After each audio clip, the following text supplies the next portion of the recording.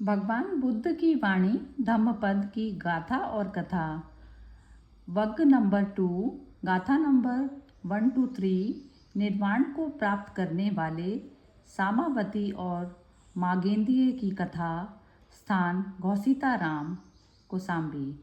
आइए सुनते हैं हिंदी में धम्मपद की यह कथा और उसके बारे में ग्रुप डिस्कशन।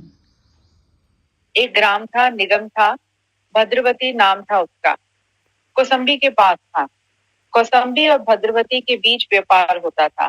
भद्रवती में एक श्रेष्ठी था, व्यापारी था।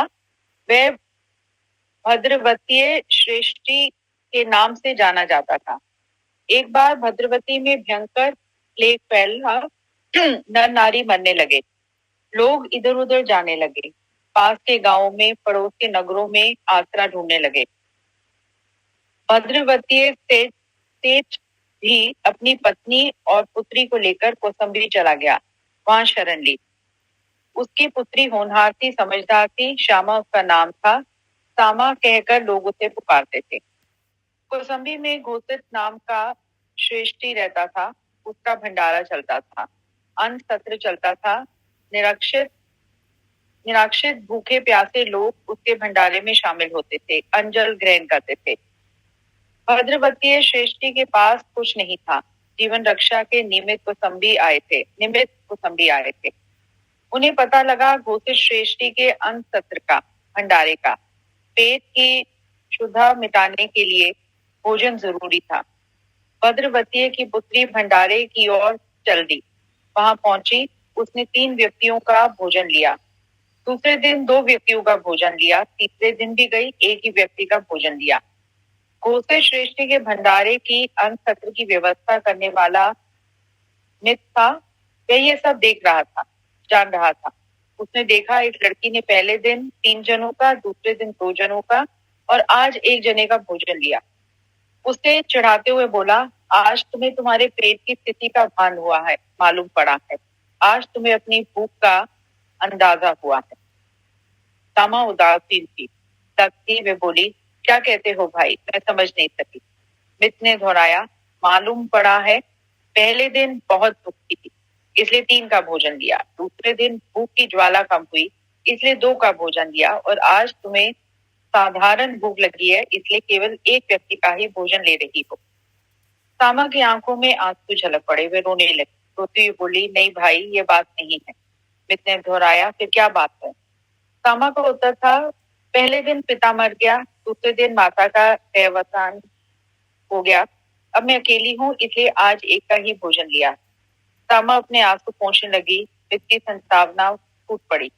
वह उसके पास गया, उसे संतोष दिया, धीरज बंधाया और अनाथ जानकर कन्या रूप में उसे अपने पास रख लिया। कौसंबी में चलाए जाने वाले इस भंडारे में लोगों की भीड़ रहती थी। भागम भाग होती थी, कोलाहल होता था। लोग एक दूसरे पर टूट पड़ते थे। सामा ने उसे देखा और पालन करने वाले पिता तुल्य मित्र से कहा, अपने पौष्य पिता से बोल उठी, सास, यदि आप कहें तो मैं इंतजाम कर दूं। मित्र ने कहा, निश्चय ही बहुत गड़बड़ होती है, व्यवस्था जरूरी है। सामा बोली, मैं ठीक कर दूंगी, उपाय बताती। उसने कहा, आने वालों को और जाने वालों की अलग अलग पंक्ति बना लो। लोग बारी बारी से आए व बारी बारी से जाएं, सब ठीक हो जाएगा।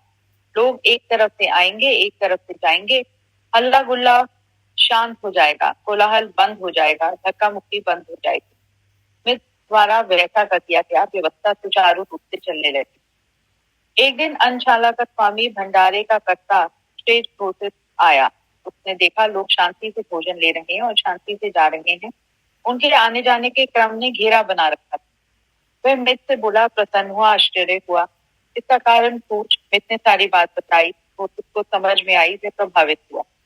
उसने सामा को बुलाया, बात की और प्रभावित हुआ। सामा ने व्यवस्था की थी। उसने पति घेरा बनाया था, इसलिए उसका नाम सामावती रख लिया। उसी नाम से बोलने लगा, संबोधन करने लगा। सामा का नाम अब सामावती हो गया। घोषित ने सामावती को अपनी दत्तक पुत्री बना लिया। सामावती होनहार थी, सौम्य थी, युक्ति थी। उत्सव का माहौल होता है। उत्सव आता है, नर नारी नदी घाट पर स्नान करने जाते हैं। समावती भी जाती है। राजा उदयन भी निकलते हैं। वह भी उत्सव की मनोरम छटा निहारते हैं। उसकी नजर मेले पर पड़ती है, ठहरती है एक युवती समावती पर। वह उस पर आसक्त हो जाता है, अनुरक्त हो जाता है, मोहित हो जाता है। वह उसे पाना चाहता है। वह घूम फिरकर राजमहल आ जाता है और हरकारों को आदेश देता है, उस युवती का पता लगाओ और उसको महल में लेकर आओ। हरकारे जाते हैं, पता लगाते हैं एवं कोशिश के घर संदेश भिजवाते हैं। समावती को राजप्रसाद में भिजवाया जाए। श्रेष्ठी मना कर देता है, समावती को नहीं भेजता है। राजा क्रोधित हो जाता है, कोशिश का समर्थ नाश खत्म करने का आदेश दे देता है। राजा ने घोषित को घर से बाहर कर दिया, घर पर ताला लगवा दिया। समावती को मालूम होता है, वह घोषित से पूछती है। उनमें बात होती है, वार्तालाप होता है। घोषित से समावती कहती है, क्या आप मेरी बात मानोगे? घोषित हाँ कहता है। समावती बोलती है, मैं राजभवन जाऊंगी। घोषित चिल्लाता है, बोलता है, नहीं, कभी नहीं। घोषित की पत्नी भी मुंह फेर लेती है। समावती फिर समझती है, बोलती है, समझाती है, बोलती है, पिताजी विश्वास रखो, आपकी प्रतीक्षा को ठेस नहीं लगने दूंगी, ठेस नहीं लगाऊंगी। वार्तालाप चलता है, निर्णय होता है। समावती राजमहल पहुंच जाती है। वह उदयन के दरबार में पहुंचती है, रहती है और उसकी पटरानी बन जाती है, मुख्य रानी बन जाती है। राजा उदयन समावती के साथ जीवन व्यतीत करता है। वह एक और अन्य युवती पर आकर्षित हो जाता है, उसे भी ब्याहता बना लेता है, रानी बना लेता है। उसका नाम मागिंदेय होता है। मागिंदेय एक ब्राह्मण कुल की युवती होती है। उसके माँ बाप ने एक दिन भगवान बुद्ध को देखा, उनसे प्रभावित हुए। वे सोचने लगे, उनकी पुत्री बहुत सुंदर है, लावण्य में है, हसीन है। इस श्रमण से बढ़कर उसके लिए कोई उपयुक्त वर नहीं हो सकता है। वे अपनी पुत्री को उसे दिखाएगा। वह श्रमण अवश्य ही उसके वशीभूत हो जाएगा, श्रमण के वस्त्र उतार फेंकेगा और गृहस्थी बन जाएगा। वे अपनी पुत्री को साथ लेते हैं, तथागत के पास जाते हैं और प्रस्ताव रखते हैं। तथागत शांत रहते हैं, मुदित होते हैं, बोलते हैं, मार की पुत्री तन्हा सूती और राग को देखने के बाद मेरे मन में किसी भी प्रकार के आमोद प्रमोद की कामावस्था की इच्छा नहीं रह गई है। आखिर इस शरीर में क्या रखा है? मल और मूत्र का पात्र है ये शरीर। ऐसा कहते हुए वह उन्हें उपदेश देते हैं। ब्राह्मण और उसकी पत्नी के ज्ञान चक्षु खुल जाते हैं। वे तथागत पर न्यौछावर हो जाते हैं। वे अपना सर्वस्व छोड़कर प्रवज्ञा ग्रहण कर लेते हैं। भगवान के अमृत वचनों को सुनकर दोनों अनागामी मार्ग में ऋण होते हैं, उसका फल प्राप्त करते हैं और समय के साथ वे अहत्र पद को प्राप्त करते हैं। प्रवज्ञा ग्रहण करने से पहले वे अपनी पुत्री को उसके चाचा की परवरिश में छोड़ देते हैं। पुत्री ये सब देखती है, जानती है, महसूस करती है, उसे भगवान की बात ठीक नहीं लगती है। वह तथागत के प्रति बदले की भावना में चलने लगती है, मौके की तलाश करती है, भगवान से द्वेष रखती है। अपने चाचा चुल मगिंदेय के यहाँ रहती है। यहीं से वे अपने चाचा चुल मगिंदेय के साथ एक दिन कौसंबी आती है। राजा उदयन उसे देखता है, आकर्षित होता है और उससे विवाह कर लेता है। वह रानी बन जाती है, पटरानी बन जाती है। भगवान चारिका करते हुए एक दिन कौसंबी पहुंचते हैं। वहीं विश्राम करते हैं, विहार करते हैं, वास करते हैं। लोगों की भीड़ लगती है, जन सैलाब उमड़ता है। लोग तथागत के प्रवचन सुनते हैं, अपने आंसुओं को क्षीण करते हैं, धम में रत रहते हैं। घोषित और उसके मित्र कुक्कुट तथा पावड़िये भी भगवान की सेवा में रहते हैं। रानी समावती की दासी कुजुत्रा भी भगवान की उपासिका होती है। वह भी भगवान की अमृतवाणी सुनती है, राजमहल में जाती है, समावती को भगवान के वचनामृत सुनाती है। रानी की 5 चारकियाएं होती हैं, वह भी अनुश्रवण करती हैं। खुद जुत्रा स्तोत्र पत्र होती है। रानी उससे प्रतिदिन उपदेश सुनती है। खुद जुत्रा अब चारिका मात्र नहीं रह गई, वह उपदेष्टा बन गई थी। महल में रानी समावती के साथ साथ अन्य दासियों को भी उपदेश देती थी। सभी की इच्छा थी तथागत एक दिन महल में पधारे एवं अपने उपदेश साक्षात रूप में उन्हें दे। वे उनसे निवेदन करना चाहती थी, पर समावती सहमी हुई थी, डरी हुई थी। वे राजा के क्रोध से परिचित थी, अतः वे राजा से कुछ नहीं कह सकती। कभी उपयुक्त अवसर आया ही नहीं जिस समय वे राजा को अपने मन की बात कह सके। इसलिए उसने महल में एक झरोखा बनवाया और जब महाश्रमण उस रास्ते से निकलते वे उनका दर्शन लाभ करती, अपने को धन्य करती। रानी मागिंद्य को इस बात का पता लगा, वे जल उठी, उसकी ईर्ष्या जागृत होगी। वह तथागत से द्वेष रखती ही थी, रानी समावती से भी द्वेष रखने लगी। उसे अच्छा अवसर मिला, राजा से मिली, निवेदन किया, रानी समावती के बारे में भड़काया, झूठ कर्म किया। उसने रानी समावती द्वारा बनाए गए झरोखे को बताया और जोर दिया, ये षड्यंत्र की शुरुआत है। राजा के मन में संदेह का बीज अंकुरित हुआ। उसने झरोखे की खिड़कियों की दीवार ऊंची उठवा दी। मागिंद्य को संतोष हुआ, वह समावती के विरुद्ध राजा के कान भरने लगी। राजा तह तक पहुंचा, समावती को निर्दोष पाया, उसे वर मांगने को कहा। समावती बोल उठी, भगवान तथागत के दर्शन हो। सम्यक संबुद्ध महल में उपदेश देने पधारे। राजा की ओर से भगवान को निवेदन हुआ, तथागत को राजभवन में प्रतिदिन रानी को उपदेश देने की विनती हुई। तथागत ने उपदेश की बात स्वीकार की, आनंद को राजभवन भेजा।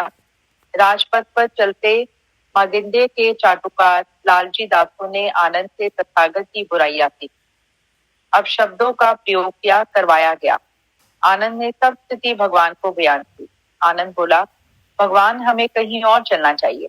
तथागत का उत्तर था, आनंद हाथी के समान बनो, कीचड़ को बर्दाश्त करो जो हम पर उछाला जा रहा है। ये क्रम चलता रहा। 7 दिन बाद यह प्रचार स्वतः सामान्य हो गया। कहने वाले थक गए, जनता वास्तविकता समझ गई। मागिंद्य की योजना विफल हो गई। उसने और अन्याय योजनाएं बनाई, अब वे विफल हुई, सब असफल हुई, निष्फल हुई। मागिंद्य ने अपने चाचा को बुलाया, सर्प मंगाया। राजा उस दिन बांसुरी बजाता था, सारंगी के साथ छेड़ता था, संगीत प्रेमी था, बांसुरी को अपने पास रखता था। राजा एक एक सप्ताह अपनी तीनों पटरानियों के अंतपुर में निवास करता था। उसका समावती के साथ बिताने का समय निकट आया। वह उद्यत हुआ, समावती के अंतपुर की ओर चल पड़ा। मागिंद्य ने अनुरोध किया, रोकना चाहा। राजन, वहां मत जाइए, जीवन का भय है। राजा ने उसकी बात पर ध्यान नहीं दिया, चलने लगा। मागिंद्य के साथ चलने का निवेदन किया, साथ चल दी। मागिंद्य ने राजा की बांसुरी में सांप को छुपा दिया और एक और फूल सुशोभित कर दिया। राजा के साथ मागिंद्य पहुंच चुकी थी समावती के अंतपुर में रानीवास में। राजा की बांसुरी भी वहीं। राजा को गहरी नींद आ गई, वे सो गया। मागिंद्य राजा के पास में ही बैठी रही। राजा को अगाध निद्रा में गिरा देख बांसुरी से फूल को हटाया, सर्प निकाला, राजा के सिरहाने तकिए पर कुंडली मारकर बैठ गया। वह चिल्लाई, राजन सांप सांप। राजन जाग उठा, सांप ने पल फैलाए। राजा ने कुंडली मारे सांप को सिरहाने देखा। वह घबराया, हतप्रभ हुआ। मादिन्य बोली, राजन, आपको मारने का ये षड्यंत्र किया गया है। समावती ने किया है, मैंने पहले ही आपको मना किया था। राजा को एक बार निश्चय हो गया। मैं बोला, ओ बुलाओ, उसे मार दिया जाए। मागिंद्य प्रफुल्लित थी, खुश थी। वे समावती का अंत चाहती थी। समावती आई, उसकी सखियां आई, चारिकाएं आई, सबको एक पंक्ति में खड़ा करवाया गया। समावती सबसे आगे खड़ी थी। राजा ने अपना धनुष बाण निकाला। वह धनुर्धर था, अपने एक ही तीर से कईयों को एक साथ मार गिराता था। उसने सर्कस से तीर निकाला, तीर को कमान पर चढ़ाया, मारने को उद्यत हुआ। समावती ने अनुनय की, विनती की, पर राजा के ऊपर कोई प्रभाव नहीं पड़ा। उसने तीर छोड़ दिया। समावती निश्चल खड़ी थी, धीर थी, गंभीर थी। तीर उसका कुछ भी बिगाड़ नहीं सका, स्पर्श नहीं कर सका, धरती पर गिर पड़ा। राजा चकित था, अचंभित था। उसका प्रेम जाग उठा, बोल पड़ा, प्रिय, तुम पर व्यर्थ ही आरोप लगाया गया था। समावती बोली, ऐसा तो होता ही रहता है राजन। राजा ने उसकी इच्छा पूरी पूछी। उसने पुनः भगवान के उपदेश प्रतिदिन सुनने की विनती की। राजा ने निर्भय का आशीर्वाद दिया, वचन दिया, वह राजकाज में लग गया।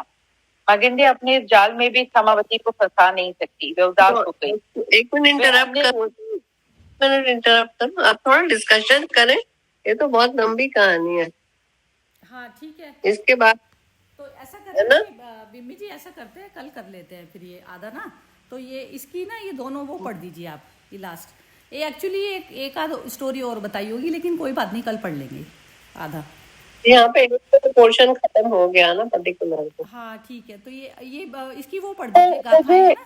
हाँ हाँ, वो एंड का, पर मुझे वो लग रहा है कि कहानी का अंत तो नहीं हुआ, क्योंकि वो बार बार वो जो है कि वो दूसरी के अंदर जलन है, ये अपने सच्चाई और पूरी ऑनेस्टी से, मतलब इससे अंदर तो वो प्रेम है, कंपैशन है, तो वो आगे क्या होने वाला है वो। और राजा जो है वो बार बार पेंडुलम की तरह बदलता रहता है, तो मुझे अच्छा, कहानी में लगा। वो बात आपकी ठीक है, लेकिन ये ना चीजें डिस्कशन में ये जो अब जो सबके विचार बनेंगे ना, तो उस पे जैसे ये सपोज करो ये लाइफ है ना, लाइफ तो कंटिन्यूसली इंसिडेंट का हुआ है, एंड तो आ नहीं जाता। अब इसी के ऊपर डिस्कस करते हैं तो और बेटर रहेगा मेरे ख्याल से, ठीक है, और बेटर रहेगा। ठीक है, फिर वो लास्ट से पढ़ लेती हूँ 21-22 और मीनिंग जो है ना। ठीक है, ठीक। उपमादो अमत पदम परमादो मच्चुनो पदम अपमता न नियंती ये पमता यथा मता। प्रमाद न करना अमृत पद का साधक है और प्रमाद करना मृत्यु पद का। अप्रमादी मनुष्य नहीं मरते, किंतु प्रमादी मनुष्य मृत के ही समान होते हैं। नेक्स्ट भी मीनिंग इस बोल देती हूँ। पंडित लोग अप्रमाद के विषय में अच्छी तरह जान, बुद्धों के अदृष्ट आचरण में रत हो, प्रमाद में प्रमुदित होते हैं। प्रमुदित मतलब और नीचे वाला ये लास्ट वाला लगता। सतत ध्यान का अभ्यास करने वाले नित्य दृढ़ पराक्रमी वीर पुरुष परम पद योग क्षेम निर्वाण का लाभ करते हैं। हाँ, ये बहुत ही बढ़िया है। ये इसमें क्या है कि जैसे ये जो कंटिन्यूसली एक इंसिडेंट और हर मोमेंट कुछ ना कुछ घटनाएं तो घटती रहती है ना, तो उसमें ये चीज़ बताई ना, जैसे राजा की मेरे हिसाब से, मतलब मैं अपना ही बता रही हूँ कि जैसे इसमें राजा की बताई कि वो पहले जो थी, क्या नाम था इसका, सतवती थी, क्या नाम था इसका, सामावती।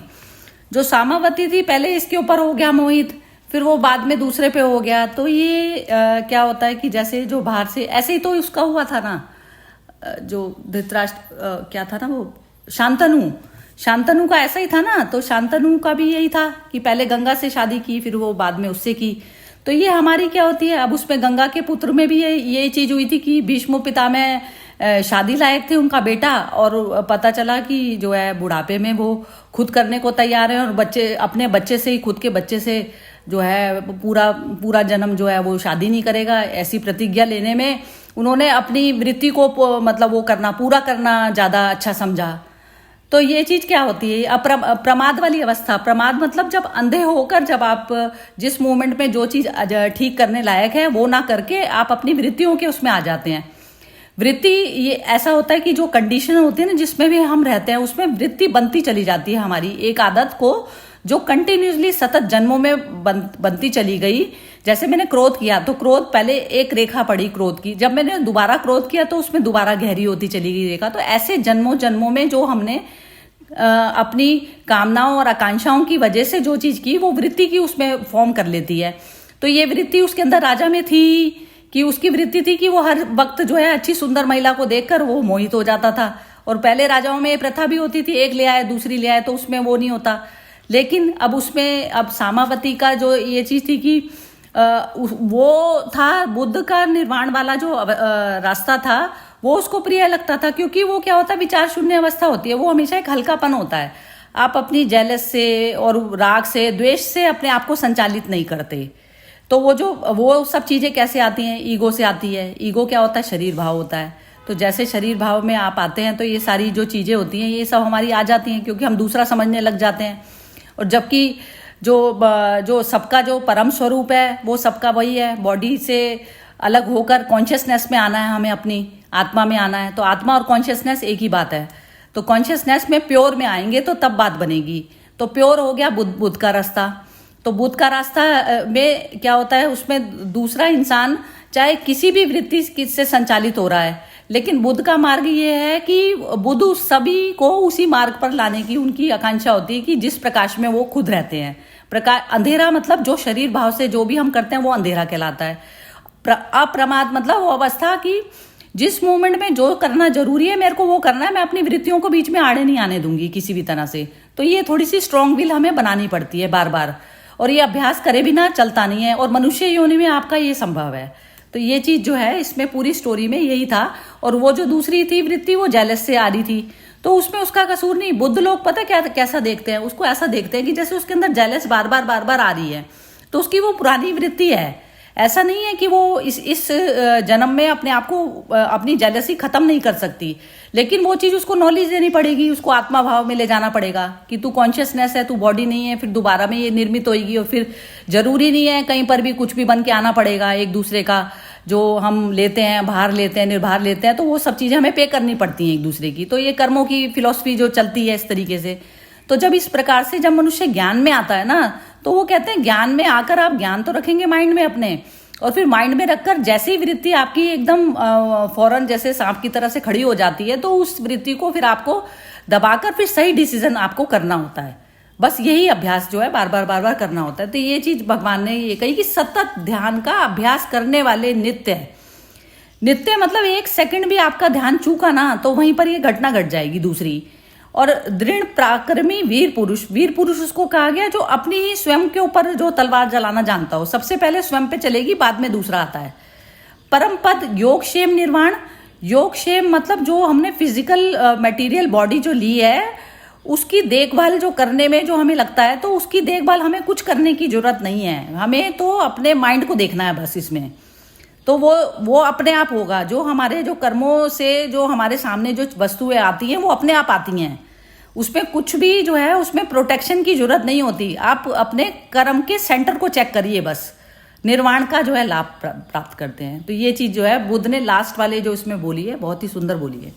हाँ जी, चलो एक एक दो मिनट बोल देते हैं सभी। हाँ जी, चलिए कहाँ से? अनामिका जी से ही शुरू कर लेते हैं। हाँ जी, बोलिए अनामिका जी। नहीं सरिता जी कुछ नहीं बोलना, समझ आ गया हूँ। लाइक वही अवेयरनेस में रहकर, मतलब हर क्षण अवेयरनेस होना चाहिए। ठीक है, बस यही समझ में। बढ़िया। हाँ जी, हर्षा जी आप बोलिए।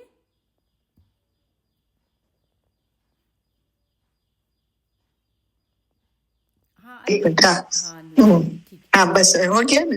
हाँ, तो बस यही आपने जो इतना सुंदर तरीके से समझाया कि जो हम लोग की जो वृत्तियां होती है वो तो हम लोग प्रारब्ध लेकर आते हैं। हम लोग वृत्ति, ज्ञान जो है वो प्रारब्ध को खलास करती है। वो पर ज्ञान तब भी खलास कर सकेगी जब हमारे एप्लीकेशन में हम वो ले आएंगे, वो वृत्ति को कैंसिल करते जाएंगे। क्योंकि वो वृत्ति रिकॉर्ड है जो पहले का हम लोग कर आए हैं, बर्थ लेकर आए वो रिकॉर्डिंग। अभी ज्ञान जो करते हैं वो रिकॉर्डिंग को डिलीट करते जाते हैं, और जो हम नया रिकॉर्डिंग डालेंगे वो ज्ञान को होगा, तो हमारा प्रारब्ध का नाश होते जाएगा और नया भविष्य बनते जाएगा, गुड फ्यूचर। पर यदि हम रिकॉर्ड को डिलीट नहीं करेंगे और उसका ऊपर एक्ट नहीं करेंगे और उसके वश में आ जाएंगे, तो फिर ज्ञान कितना भी सुनो कुछ फायदा नहीं है। आप उधर ही रहते हैं जहाँ आप थे। आपका ह्यूमन रेवोल्यूशन नहीं होता है इसमें। तो अपने आप को अवेयरनेस में रहना होगा, तो ही चित्तवृत्ति निरोध जो बोलते हैं ना फिलोसफी में, उसको बंद तभी होता है, तब तक नहीं होगा। और यही प्रयास है day in and day out कि नया कर्म नया वृत्ति हम नहीं ले आवे, पहले का जो है उसको हम डिलीट करते जाएंगे। और क्या, वही मुझे समझ में आया अभी। नहीं बिल्कुल ही बहुत ही सुंदर, बहुत शब्दों में बताते हैं, बहुत ही बढ़िया लगता है। हाँ जी मोना बोलो। नहीं कुछ नहीं बोलना आज। चलो ठीक है, नीलम जी आप बोलिए। हाँ जी, ये कथा जो जितनी पोर्शन हमने सुना है उसका सार यही है कि जो सत्य और ज्ञान पे के रास्ते पे चलेगा वो हमेशा उसकी प्रोटेक्शन मिलेगी, उसका योगक्षेम देखा जाएगा, वो हमेशा ही उसकी जीत होगी। जैसे ये सामावती को तीर मारने की कोशिश करता है राजा, पर उसको तीर भी नहीं लगा। तो सत्य और ज्ञान के रास्ते पे चलो तो you will be protected and you will be on the right path. यही समझ आए। बढ़िया, बहुत ही सुंदर, बहुत ही बढ़िया। हाँ जी विमी जी बोलिए। हाँ जी, हाँ, इसमें जो वो आपने भी कहा कि कोई हमारी वीकनेस है, कोई वृत्ति है, तो वो उसे दूर किया जा सकता है, वी कैन ओवरकम दैट।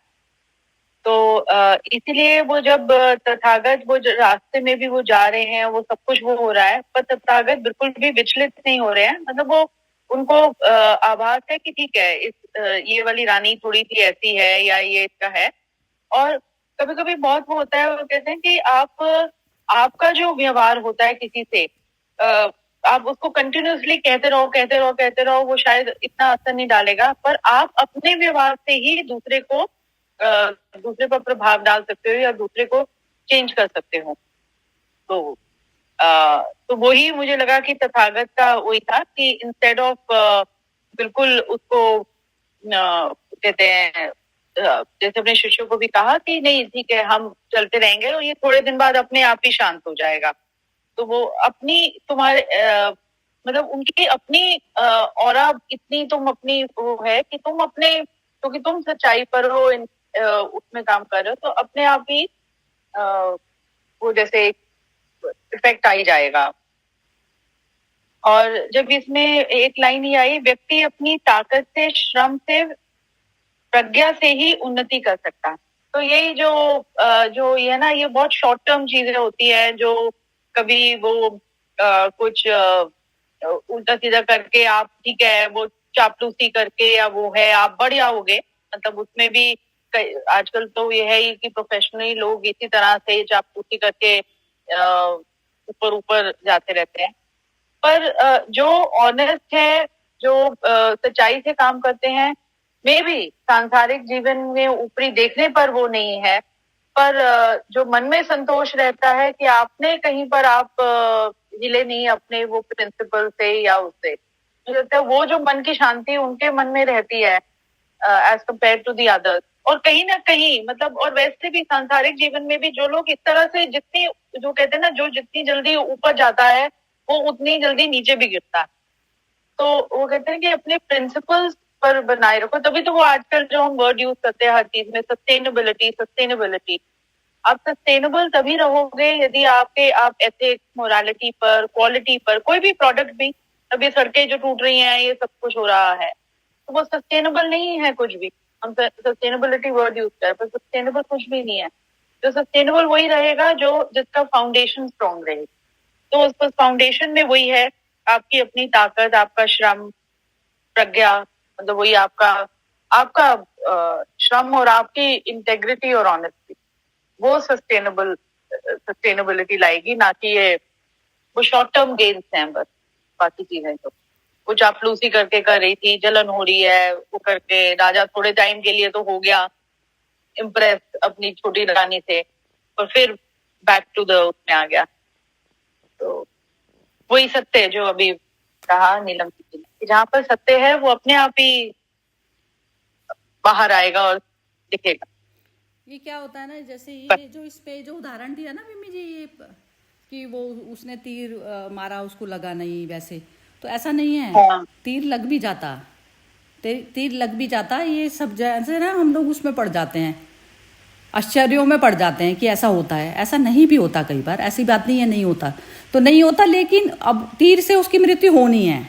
मृत्यु का डेस्टिन्ड है कि वो कैसे होनी है, ये चीज़ निश्चित है। कौन कैसे आया है, कौन कैसे जाएगा, ये आपके हाथ में नहीं है, आपके और मेरे, क्योंकि पुराने जन्मों की स्टोरी साथ में आ रही है ना, तो उसमें जो निर्धारित होती है इस व्यक्ति से इस टाइम पे, इस मोमेंट पे ये जाएगा मनुष्य, तो ये पहले से निश्चित होता है, ऐसा सुनते आए हैं हम भी।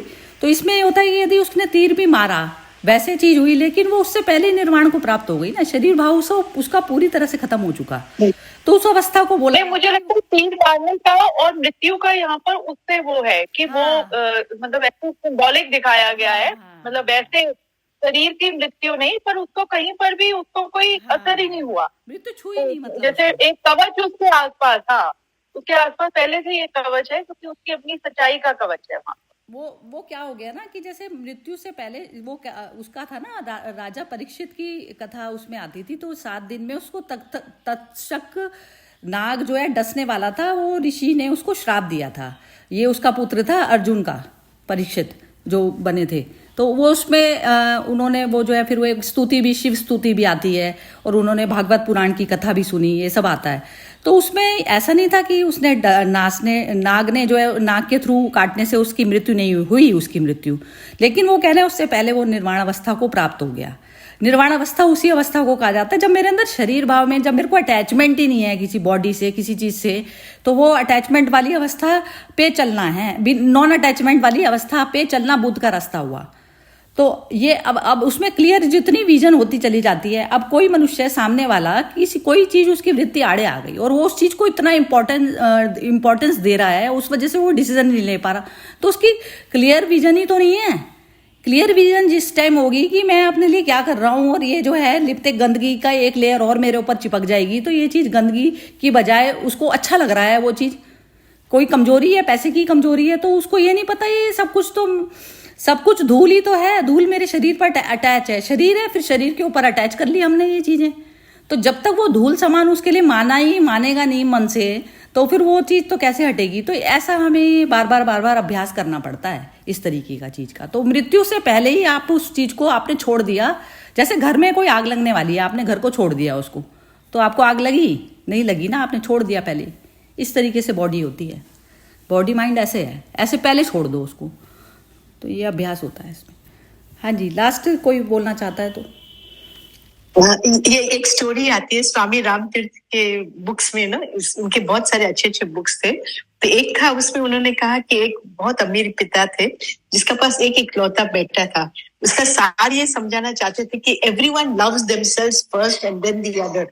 हाँ, तो जब घर में आग लगी ना, तो सब बोले अरे तू जा, तू बचा, मेरा बेटा उधर में, बेटा उधर में है, पर वो खुद कभी नहीं बोला कि मैं जंप करता हूँ बेटे को समझाने, बचाने के लिए। तो क्या हो जाता है कि there is a difference between yourself and your son, you know. तो you love yourself first, then you love your child. कितना भी हम लोग वो बोलते हैं ना कि ये जो सेल्फलेस होएगा ना, वो किसको बोलेगा नहीं, वो खुद छलांग मार देगा अंदर आग में, किसको नहीं बोलेगा मेरा बेटा उसको बचाओ, खुद जाकर जंप करेगा। तो ये जो सेल्फलेस स्टेट जो होता है, वो ये उनका एक था उदाहरण, स्वामी रामतीर्थ ने ये बताया था। तो ये सेल्फलेस स्टेट में ही हम सेल्फ को लव करते हैं, बिल्कुल यही चीज। यस, बिल्कुल, बहुत ही सुंदर, बहुत ही बढ़िया सेशन रहा। चलिए फिर कल इसकी आधी स्टोरी को कंप्लीट करेंगे, तो मैंने भेजा ही हुआ है। ठीक है, चलिए कल मिलते हैं। यस, ओके जी, ओके, यस, जय श्री कृष्ण, जय श्री कृष्ण।